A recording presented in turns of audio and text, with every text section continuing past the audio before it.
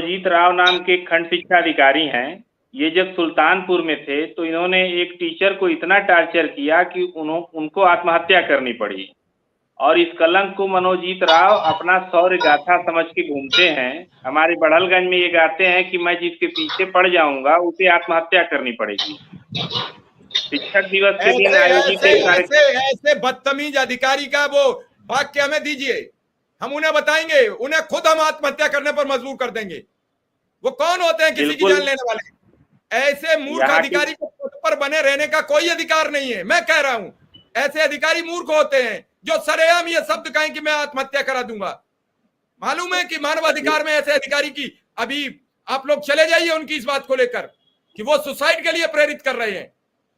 बिल्कुल बिल्कुल, आज कल हम लोग जाके निदेशक बेसिक शिक्षा से मिलेंगे और हम लोग के एमएलसी हैं, शिक्षक संगठनों के प्रहरी हैं माननीय देवेंद्र सिंह जी, उन्होंने एक बहुत ही कड़ा पत्र इनके लिए लिखा है। और अभी तो ये बड़हलगंज में शिक्षक दिवस के दिन आयोजित एक कार्यक्रम में ये बहक गए बोलते बोलते और कहने लगे मैं जिसके पीछे पड़ जाऊंगा उसकी औकात नाप दूंगा। अध्यापकों ने उसका बड़ा विरोध किया कि आप शिक्षक दिवस के दिन एक तरफ हमें माला पहना रहे हैं, दूसरा हमें औकात नाप रहे हैं।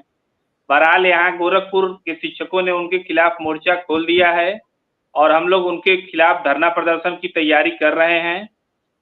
और एमएलसी साहब ने जो इस मामले में जो है हम लोग का बहुत मजबूत पक्ष रखा है और हम लोग इसको लेके लड़ने के लिए, आर पार की लड़ाई लड़ने के लिए तैयार हैं।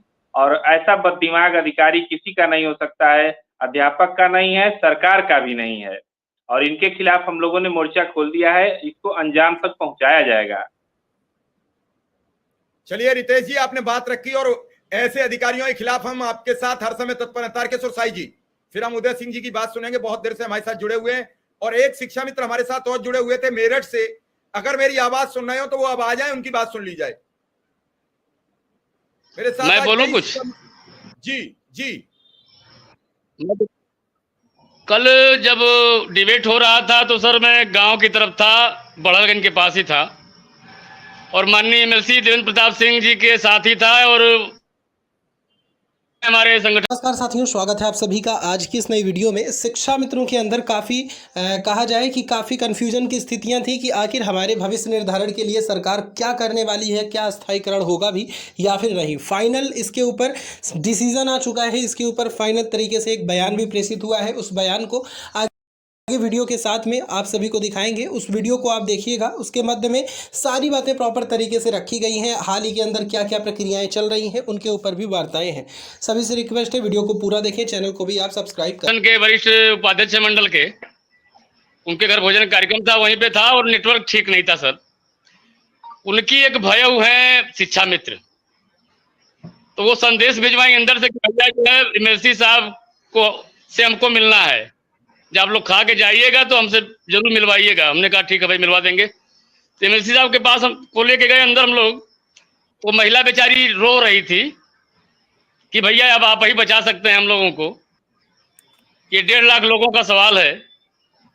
तो माननीय एमएलसी साहब ने आश्वासन दिया कि तुम्हारा जरूर कुछ बेहतर होगा, जल्दी होगा, हम लोग प्रयास में हैं।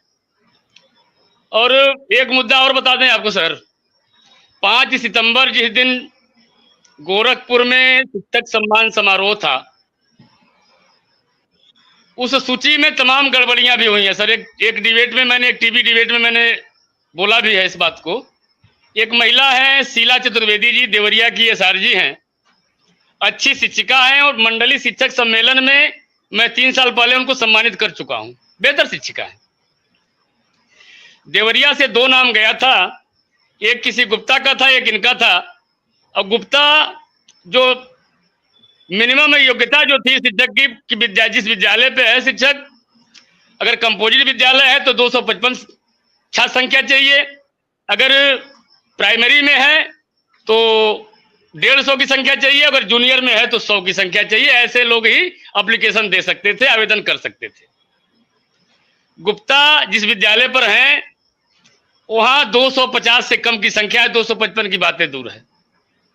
कैसे उनका एप्लीकेशन फॉरवर्ड होके आगे बढ़ गया, ये विचार का प्रश्न है, जांच का विषय है सब।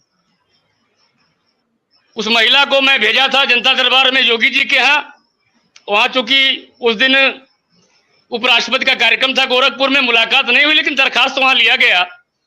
फिर